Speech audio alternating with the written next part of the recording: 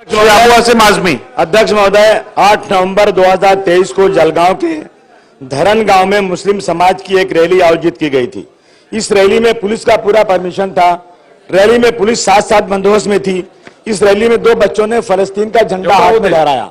अध्यक्ष महोदय, उसके विरोध में कुछ कट्टरपंथी लोगों ने भी रैली निकाली इसी के अगेंस्ट में, और उसमें नारे लगाए, देश के गद्दारों को गोली मारो, सालों को हमास के झंडा दिखाने वालों को की धिक्कार है। इस तरह के नारे दिए गए, मगर ऊपर के सदन में विधान परिषद में एक सदस्य ने 12 दिसंबर 2023 को यह कहा कि मुस्लिम समाज की निकाली गई रैली हमास के झंडे और देश के खिलाफ नारे लगाए गए थे। अध्यक्ष महोदय, कोई नारे देश के खिलाफ नहीं थे, कोई हमास का झंडा नहीं था। अध्यक्ष में दुनिया के हर इंसाफ पसंद ने कहा है कि फलस्तीन की आजादी होना चाहिए। अध्यक्ष में आदरणीय अटल बिहारी वाजपेयी का अगर भाषण सुनेंगे आप, अगर आप जवाहरलाल नेहरू साहब की बात सुनेंगे, अगर आप गांधी जी की आपकी बात सुनेंगे, तो फलस्तीन की आजादी के लिए दुनिया का हर इंसाफ पसंद देश कहता है फलस्तीन आजाद होना चाहिए। अगर उसकी रैली का परमिशन था, उसके बाद भी लोगों ने उसके आवाज में, उसके अगेंस्ट में रैली निकालकर देश के गद्दारों को गोली मारो, सालों को,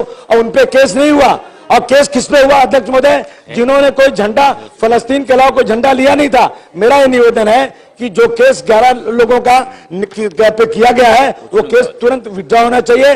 और जिन्होंने गलत तरीके से ये कहा कि झंडा जो है हमास का था, और हमास का झंडा नहीं था, उनके बहुत प्रेशर पे भी पुलिस केस नहीं ले रही थी, लेकिन हाउस में, ऊपर के हाउस में यह बात करने के बाद केस लिया गया। ये केस विड्रॉ होना चाहिए अध्यक्ष महोदय। धन्यवाद अध्यक्ष महोदय।